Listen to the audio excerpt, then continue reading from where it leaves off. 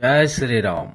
आप सभी का हमारे YouTube चैनल अंतरिक्ष एस्ट्रोलॉजी में हृदय से स्वागत है। आज हम चर्चा करेंगे भोजपत्र पर।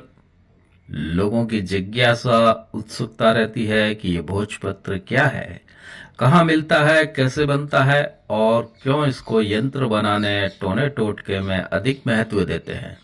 इसी विषय पर हम छोटी सी चर्चा करेंगे।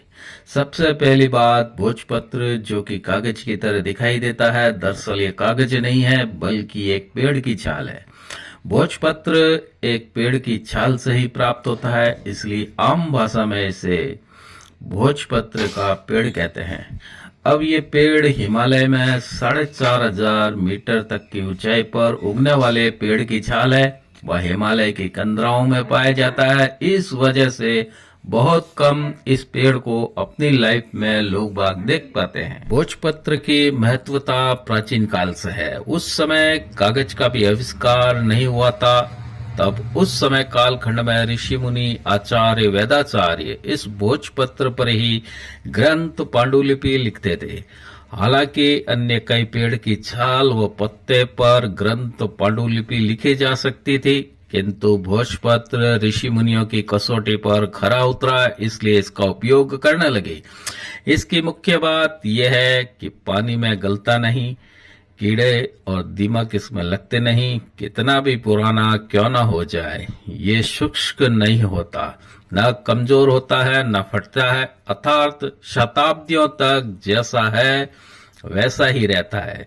आज भी ऋषि मुनियों के द्वारा लिखित ग्रंथ पांडुलिपि उपनिषद कई राजकीय संग्रहालयों में पड़े हैं, जिनकी रचना भोजपत्र पर की गई है।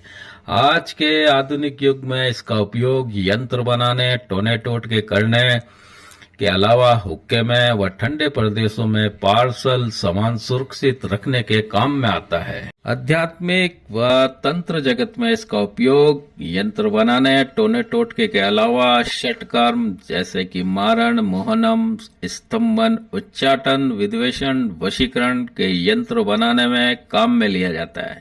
यह महंगा नहीं है व प्रकृति का इस पर कोई असर नहीं होता।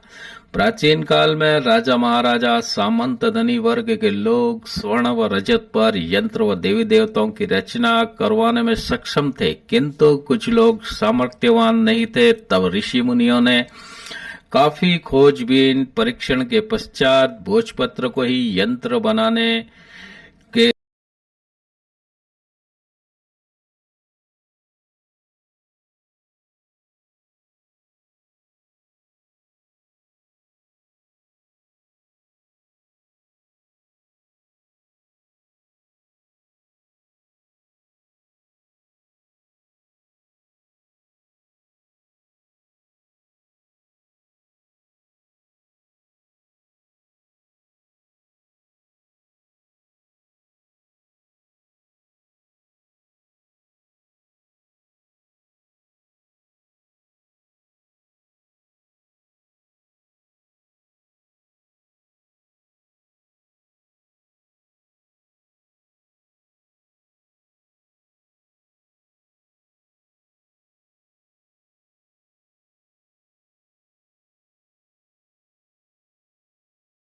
भोजपत्र पर स्पष्ट व सटीक रेखांकन करना आसान कार्य नहीं होता। इसमें अभ्यास की आवश्यकता होती है। यंत्र बनाने हेतु कई दिवस में शुभ मुहूर्त बहुत कम समय का होता है। इस कारण बहुत कम मात्रा में भोजपत्र पर यंत्र बनते हैं, किंतु नवरात्रि के समय 9 दिन तक यंत्रों का निर्माण करने का बहुत लंबी अवधि का समय होता है, इसलिए इस समय कालखंड में अलग अलग तरह के यंत्र एक से अधिक बना लिए जाते हैं व नवरात्रि में 9 दिनों तक इनका पूजन अर्चन कर लिया जाता है। किंतु अफसोस इस बात का भी है कि आजकल बाजार में नकली भोजपत्र मिलने लगे हैं व कई लोग रबड़ की स्टाम्प बनवाकर भोजपत्र पर यंत्रों को छाप देते हैं। ऐसे यंत्रों को आपको लाभ न दे करके हानि अवश्य देते हैं। जो व्यक्ति नवरात्रि के व्रत रखता है वह घट स्थापना कर अखंड दीप प्रज्वलित कर 9 दिन तक माँ की पूजा पाठ व स्तोत्र सप्तशती का पाठ करता है, तो ये व्यक्ति भी भोजपत्र पर कोई भी यंत्र बनाकर नवरात्रि में कभी भी माता के मंडल में रखें तो यंत्र प्रतिदिन 9 दिन तक पूजा स्तोत्र पाठ से चैतन्य युक्त हो जाता है। फिर इस यंत्र को नवरात्रि के आखिरी दिन अपने घर में स्थापित कर सकते हैं या आप इसको चांदी के लॉकेट के अंदर धारण कर सकते हैं। नवरात्रि के दौरान यंत्र को चैतन्यता प्रदान हेतु कोई विशेष पूजा क्रिया की आवश्यकता नहीं होती।